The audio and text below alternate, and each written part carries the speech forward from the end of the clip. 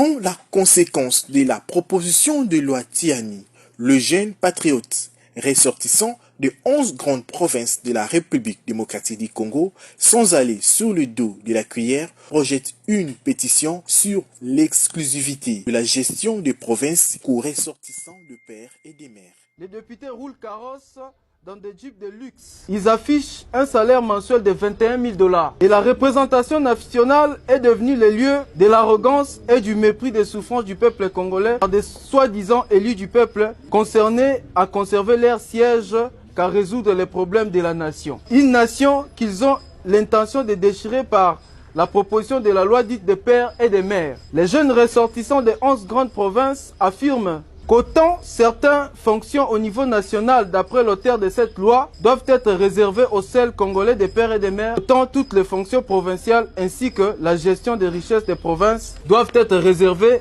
exclusivement aux originaires de leur province, nés des pères et des mères. Tirant les conséquences de la fameuse proposition de loi et en vertu du droit de l'autodétermination consacré par les textes internationaux, nous promettons d'initier une pétition pour la matérialisation des gestions des provinces et leurs richesses par les ressortissants des provinces, des pères et des mères. Décidément, à Matadi, à Kasumbalesa, à Goma, les douaniers seront des pères et des mères de ces provinces.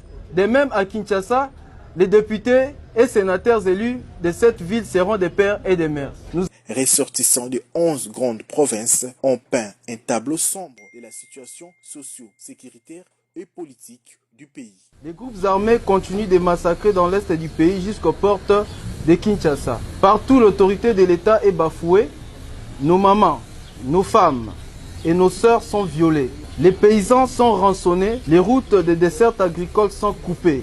Partout règne l'insécurité, la faim et la misère. Nous vivons un enfer quotidien. Les agents et fonctionnaires congolais sont réduits à la mendicité. On veut faire croire que l'effort de guerre absorbe toutes nos ressources alors que les institutions continuent à mener un train de vie insolent.